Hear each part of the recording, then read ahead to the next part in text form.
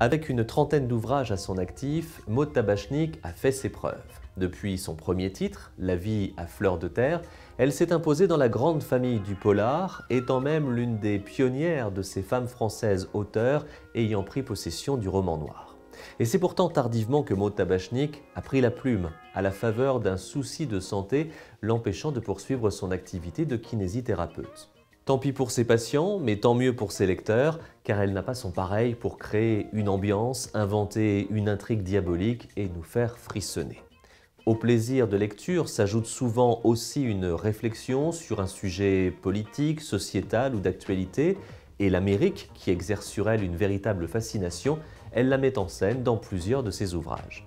Si elle a créé un duo récurrent, le lieutenant de police Sam Goodman et la journaliste Sandra Kahn, que l'on retrouve dans plusieurs de ses titres, Maud Tabachnik n'hésite pas à les mettre parfois de côté pour aborder d'autres thèmes ou entraîner son lecteur vers d'autres contrées, d'autres sujets, d'autres personnages. Et c'est ainsi qu'arrive Abbott.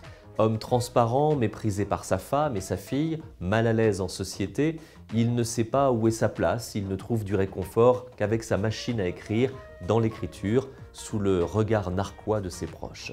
Il parvient néanmoins à mettre le point final à un roman et à obtenir un rendez-vous chez un éditeur renommé. Dommage pour lui, la poisse colle à ses talons. Quand l'éditeur l'accueille, Abbott a oublié son manuscrit dans le taxi qui l'a amené jusque-là.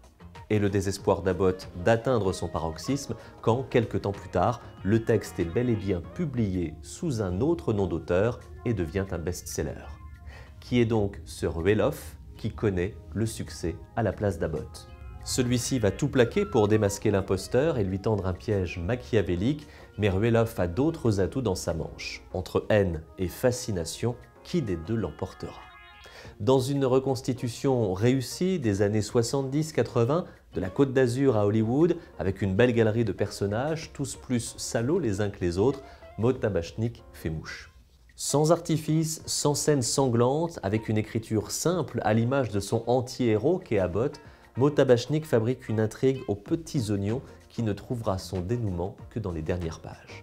Dans les univers flamboyants du monde littéraire et du cinéma, l'histoire se déroule en scènes tendues et oppressantes où les dialogues font des étincelles. Jeu de dupes, c'est le nouveau roman de Maud Tabachnik et le livre est publié chez City Éditions.